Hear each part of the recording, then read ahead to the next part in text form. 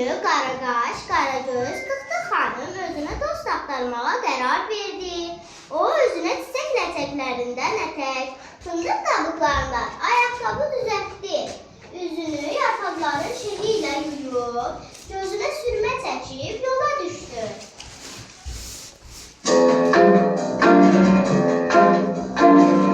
Sürmə çəkdim gözümə, düşdüm çölə, gözünə, dost gəzirəm özümə. Dost gəl hardasan, tez gəl hardasan. Dost gəl hardasan, tez gəl hardasan. Tıxtı xanım çobana rast gəldi.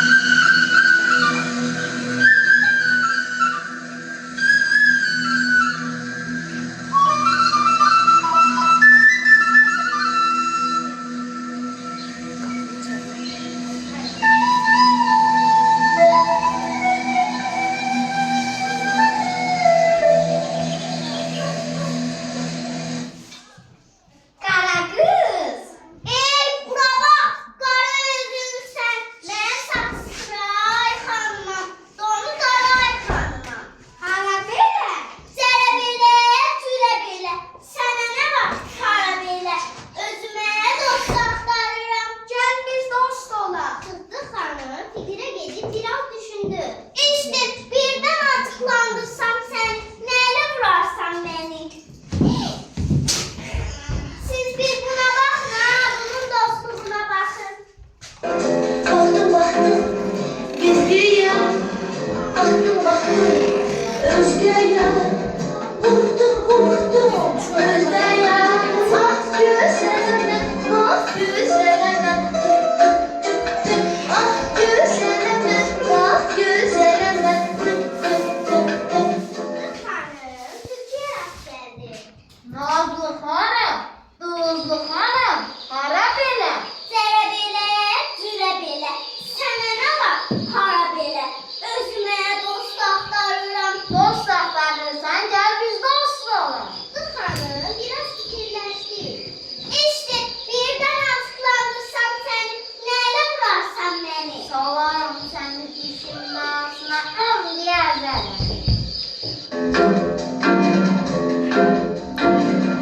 Sürmə çəkdim gözümə, düşdüm çölün düzünə. Dost gəzirəm özümə. Dost gəl hardasan, tez gəl hardasan. Dost gəl hardasan, tez gəl. Tıxtı xanım sıçanla rastlaşdı. Tıxtı xanım, saçı Suray xanım, donu Qaray xanım. Hara gedirsən belə? Zərə gedirəm, cürə gedirəm, sənə nə var, hara gedirəm, özümə dost axtarıram. Gəl biz dost olaq, bir yerdə yaşayarıq, yükümüz də az olar. Yaxşı, mən razı.